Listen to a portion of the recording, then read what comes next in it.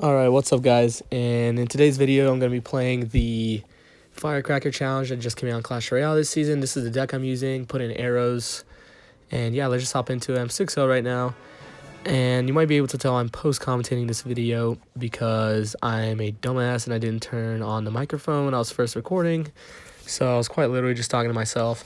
Guys, most of these games were easy. Just put in arrows into whatever deck you're using. Make sure you have something else to take out the firecrackers. I like the synergy in this deck well because the log, earthquake, and electro spirit help killing the firecracker. You only need 2 of 3.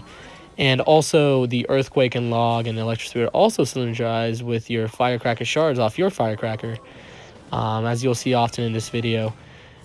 See on the left there, my firecracker damaged the firecracker on the left, allowing me to kill it with log or earthquake, and that's very helpful. As you can see, there it is on the right. So everything in this deck kills firecracker, and to all of you naysayers who are scared of king tower activations, clearly have never played hog on ladder before. I mean, I swear, like, what they activate king tower like 92% of the time nowadays on ladder. So if you're scared of a king tower activation, you just are a little girl and don't know how to play hog ladder. So if you're not, I might even activate king tower with my arrows once in this video, just to prove, not like I did it on accident or anything, just to prove that you really don't need to have their king tower unactivated. As you can see, massive value earthquake right there. And yeah, I don't know, this whole challenge was just so easy. At first I was like, okay, we're playing like people in the 2,000 trophy range. Okay, I gotta just get up to 6 wins. Can't put this in the video. And then really just, I mean, like, look at this. We're just getting like 10 elixir value earthquakes. And then I'm just overcommitting with arrows because I have nothing else to spend my elixir on. But yeah, guys, I do recommend for challenges. People always try to think of like theoretically what's the best deck that will work. Oh, like, oh, you should put in Royal Giant because the King Tower is going to be activated. You know, it's like, honestly, it's more important that you play the deck you feel comfortable with, and cards you feel comfortable with, instead of trying to fit the quote-unquote meta. And it's always like that in the game, and especially during these challenges. I think I see too many people trying to run really fancy things, but it's like, just run the same deck you always run. Take out your light spell and put in arrows. It's that easy. But yeah, in this matchup, I mean, this guy's using like every countered card in the book. We counter every single one of his cards.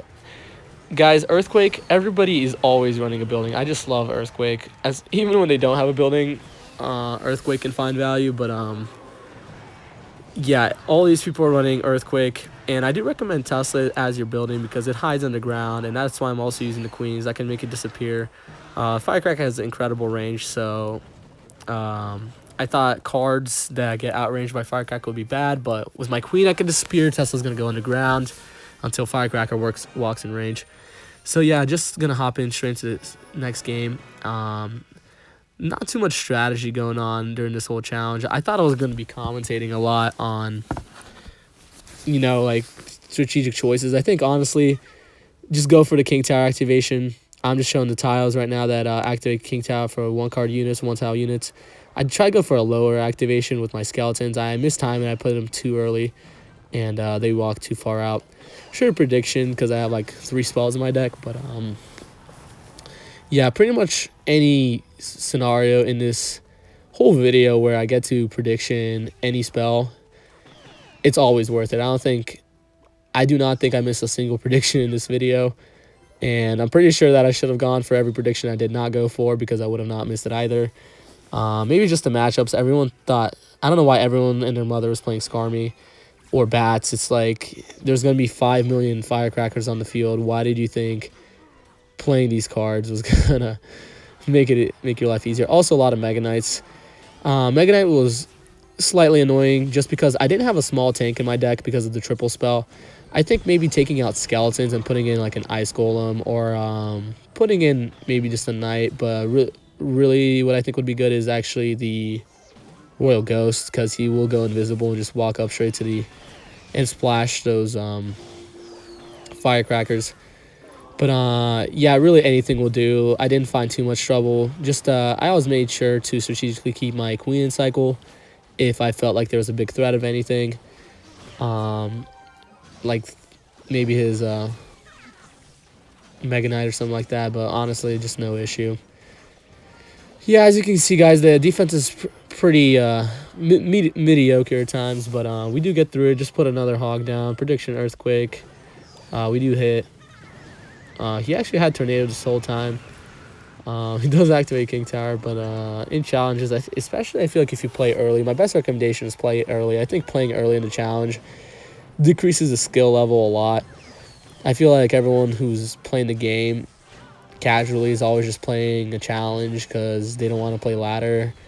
I do remember back when I was around a lot more Clash Royale players back in high school, everyone would always play anything but ladder. They'll get to like 4,000 trophies and they're like, all right, I'm not playing ladder, or whatever the highest arena they could get in because they're too scared to fall.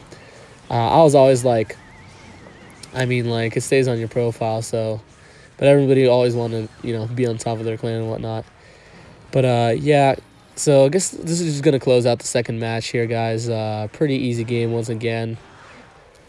Just waiting for a timer to end. I do really think Clash Royale should have a resign button. I don't know what you guys think about it, but the resign button, kind of, I guess, a little bit toxic. People promote people resigning like 30 seconds, but at times it's, especially in the higher arenas, I think they should add it in the Ultimate League. If you reach League 10, you can resign, or just like in some higher arenas.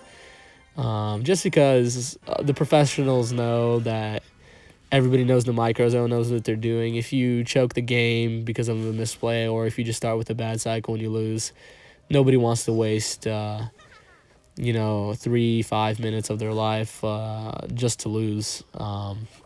So I'm a big supporter of the potential resign button idea. I do think Supercell said that it was never going to happen, but yeah. So yeah, just gonna go in for another Hog Rider. Very many times during this video, I was confused as to which lane I should be going for. You see me failed, I think, another King Tower activation there. Yeah, I should look at my placements again.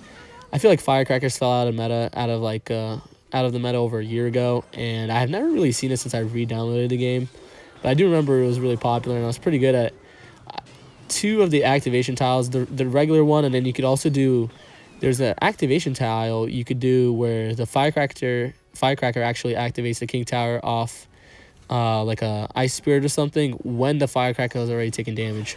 So I think I do it right there, as you guys saw on the left. This is actually what I'm talking about. Use the Hog Rider for not a full health Firecracker to activate King Tower, and that's really helpful because in an actual competitive game, it's always helpful to get that King Tower activation any way you can, and that's just another way to do it. So yeah, like I said, guys, just triple spell Tesla. Yeah, if I played it over, I'll put in Royal Ghost or Ice Golem or Valkyrie, probably in that order of preference in for my skeletons, but I feel like the skeletons don't get too much value in this matchup. I thought about putting in goblins over skeletons, as is popular nowadays, but I chose not to just because I feel like they'll give, again, no value, but it would just cost more elixir. So here we get a nice Earthquake down. I do think we end up logging on defense here, yeah. And as you can see, it almost feels like I wasn't paying attention. Was it 1 times elixir at the start of the game? It's two times elixir now, but I don't know, ever since like I've re-downloaded, it feels like the game's like sped up or something, or it feels like 1.3 times elixir all the time. So yeah,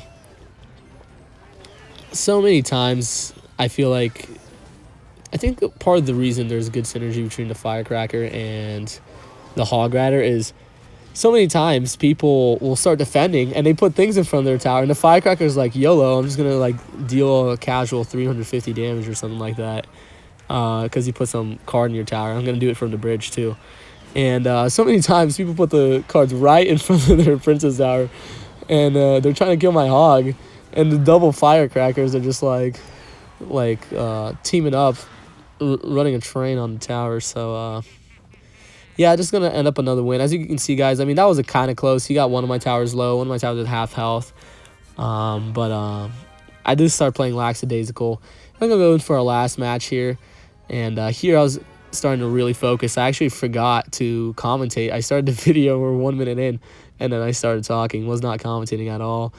And then, of course, later I found out that I didn't commentate any of the video because it wasn't recording. But yeah, this match, I focused the first minute, made sure that to get up because I was not about to lose my first game. Do want to get that for the thumbnail of the video, of course. And it's always nice to get just like a 10-0 finish, you know, just to flex on the boys. Like I said, guys, everyone's was running some building. I do think Firecracker naturally like synergizes just like with buildings also. You can just pull stuff opposite lane very well. And yeah, it's honestly such an annoying card to play against at times, but also to play because sometimes, you know, when the Firecracker just doesn't defend, it just chooses not to shoot or just retargets infinitely or misses because, you know, it's the Firecracker. But for something that gets spawned in the field for free, it's actually really is satisfying to get the damage, get the support.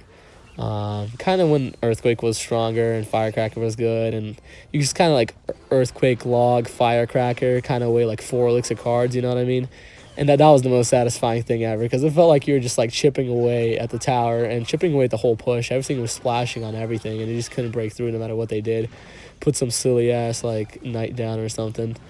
But yeah, this kind of reminds me of like, what was that, like 2020 that happened when they first released the Firecracker. And Ian 77 was just killing you with the Firecracker deck. Yeah, those are the good old days. But yeah, as you guys can see, I saw a lot of Executioners, a lot of Wizards so far. A couple Electro Wizards, maybe 3 or 4 Mega Knights. Only seen 1 or 2 Hogs. It felt like most people I was playing against did not have a win condition. I saw 1 Hog, 1 Balloon Giant player who was like playing Minion Horde. I'm like, bro, why would you play Minion Horde in this challenge? Everyone's playing Firecracker and arrows. And then what else did I see? I really felt like I just saw nothing. Like people with no win conditions. Like I said, like 4 Mega Knights. I mean, it's kind of a joke out here. But we'll take the free win. We'll take all the bonus cards and whatnot. I can see me play a terrible Hog right there. That does get 1 shot because it's the Hog Rider, and if you don't have a tower, it's gonna take like your whole elixir bar to stop. So you gotta love that. Love playing Hog Rider. But I am happy. Earthquake, happy to put Earthquake in the game. It's just such a fun card to use. Did not go for it on the left side there. Love using the Electro Spirit like those guys on the right. You can always do that. I do that in the actual games, and I do that in this challenge a lot. Putting the Electro Spirit into the Firecracker. It runs up, the Firecracker misses, it splashes, everything. Really good play always.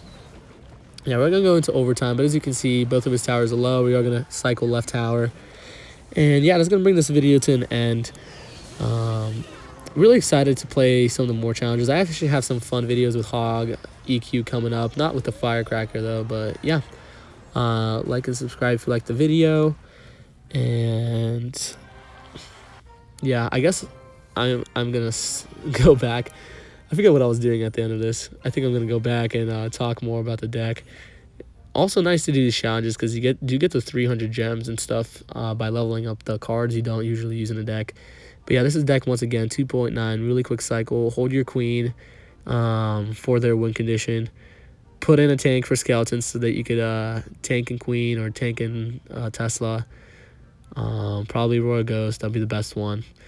But yeah, otherwise than that, just peace. Hope you guys have a good one. I'll bring you guys a video soon on the other challenge, whatever it is. Probably not the casual mode, more the competitive mode. So you can see there that's our 10-0. And yeah, just going to end it here. Have a good one, guys. Like and subscribe.